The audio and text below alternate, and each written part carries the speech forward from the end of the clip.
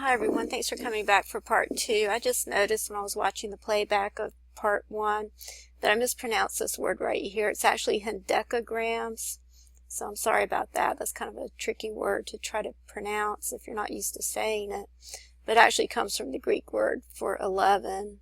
The word endeca is 11. So this is a hendecagram. It's a star made with 11 points. But the point that I was trying to make is that I believe this is all about the number 11. I believe it represents the DNA. And I believe that the liberty that Jesus was talking about here when he said, "The Spirit of the Lord is upon me, because he hath anointed me to preach the gospel to the poor. He hath sent me to heal the brokenhearted, to preach deliverance to the captives, and recovery of sight to the blind, to set at liberty them that are bruised, and to preach the acceptable year of the Lord." I believe this is what Jesus was talking about, the liberty that he was talking about. But this is a different word in the Greek for liberty. It's actually this word over here, which is the word aphesis, but it means the same thing. It means release from bondage or imprisonment, forgiveness or pardon. So this is a remission of sins or release from bondage. And this is what Jesus is going to do when he comes back. And I believe the imagery that's being presented is the loosing of the DNA, because the DNA needs to split in order to replicate or alter or be altered.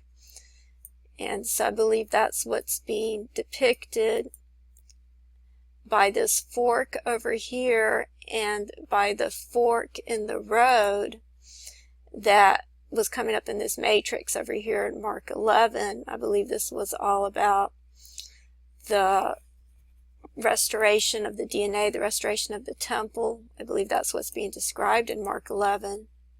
And so that's what I want to try to explain. And in my last video, I had just finished explaining how the place where the donkey was tied was actually a fork in the road.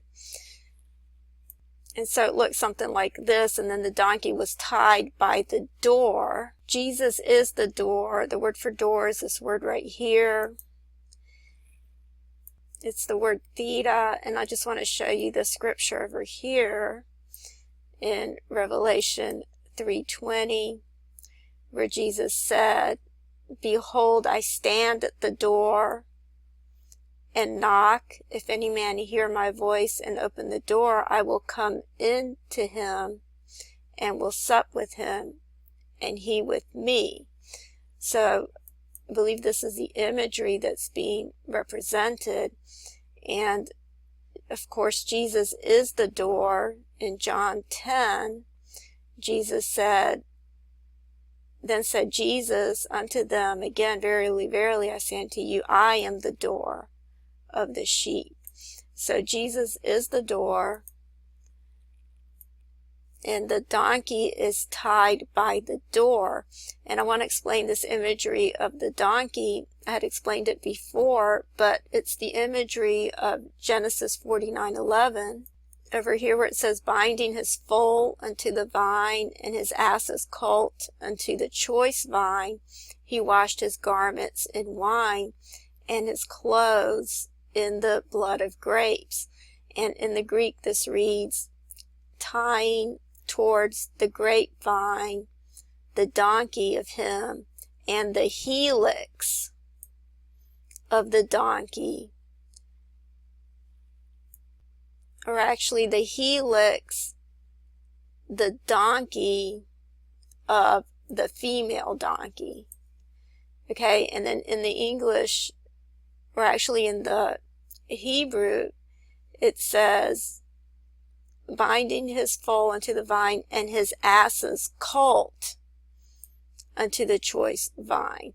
So there's a male donkey and a female donkey, and then there's the colt, which is the child donkey.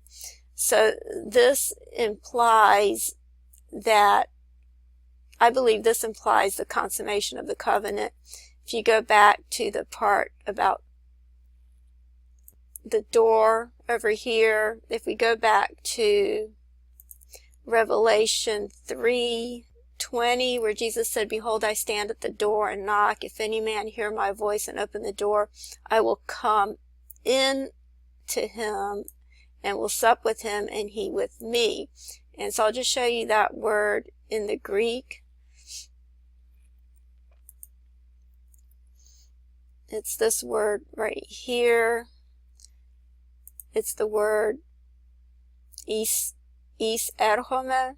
And this word right here, the prefix right here, this word is means in, and then erhome means I come, or to come. You can see that here. It means to come. And then the other part, the first part, means in. So Jesus is saying, I will come into him and will sup with him. And I want to show you this word sup. It's this word right here. It's the word dipneo, and it means to dine. Over here it says, or evening meal, it's dinner or the evening meal. But then over here it says, I will make him to share in my most intimate and blissful intercourse. And this reminds me over here where it says, I will come into him, is erhome, this word erhome right here.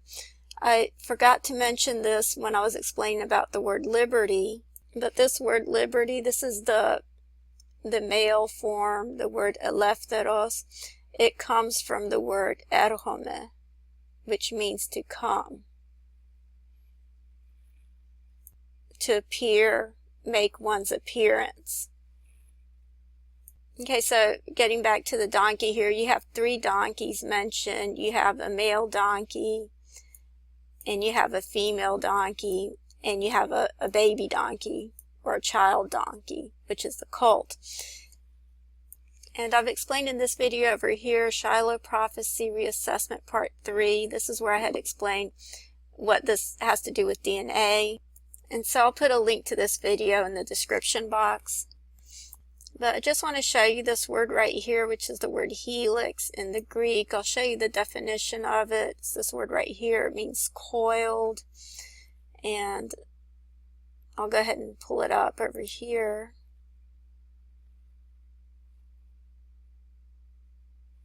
Twisted, curved. And over here you see it means tendril or helix.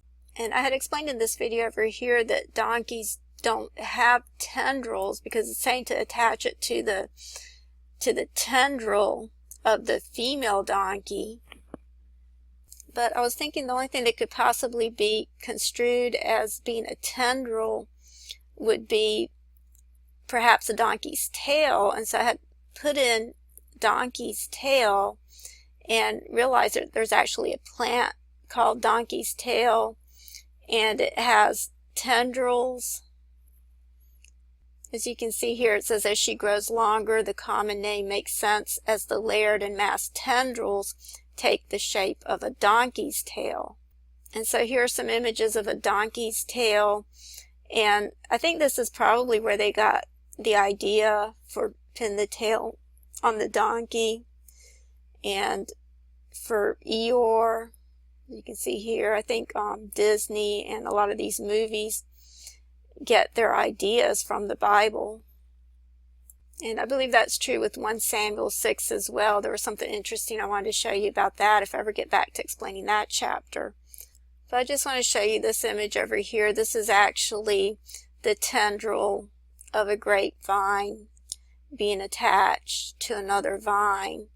So this is the imagery that's being presented with the 2 vines. And so I'll just read this again. It says, binding his foal into the vine, which would be us, and his ass's colt into the choice vine, which would be Jesus. And this is reflects what Jesus said when he said, I am the vine and you are the branches. This is the imagery that was being presented. And this is also the imagery of Zechariah 9:9. And this was fulfilled at the triumphal entry when Jesus rode in on a donkey, but I believe this also refers to the second coming. But over here in Zechariah 9:9 it says, "Rejoice greatly, O daughter of Zion. Shout, O daughter of Jerusalem. Behold, thy king cometh unto thee. He is just and having salvation, lowly, and riding upon an ass, and upon the colt, and upon a colt, the foal of an ass." Okay, so again you have three donkeys mentioned here. You have the colt, which is the male donkey in the Hebrew. You can see that's a he male, or a he ass, or a male ass. And then over here you have the word ben, which means child. So this is the child donkey.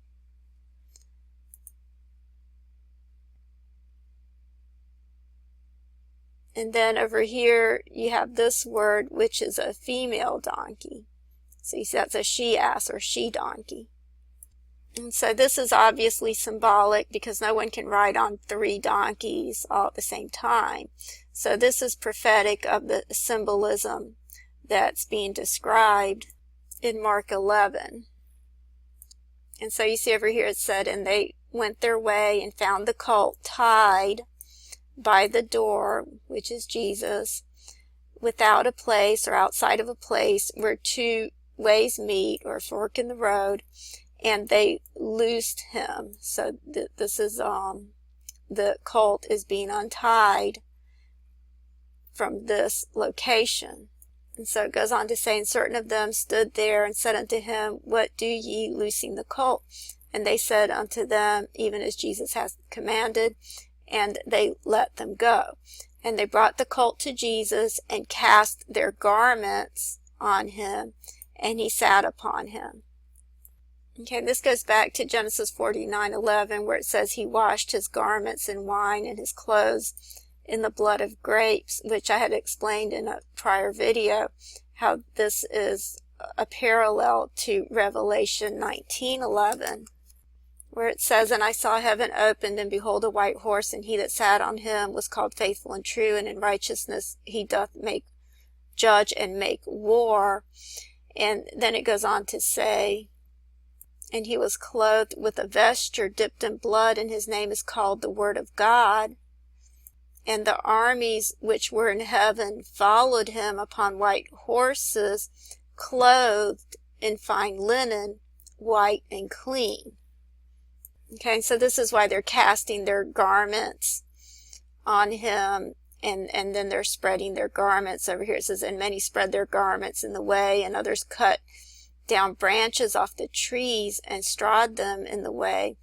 And they that went before and they that followed cried, saying, Hosanna, blessed is he that cometh in the name of the Lord.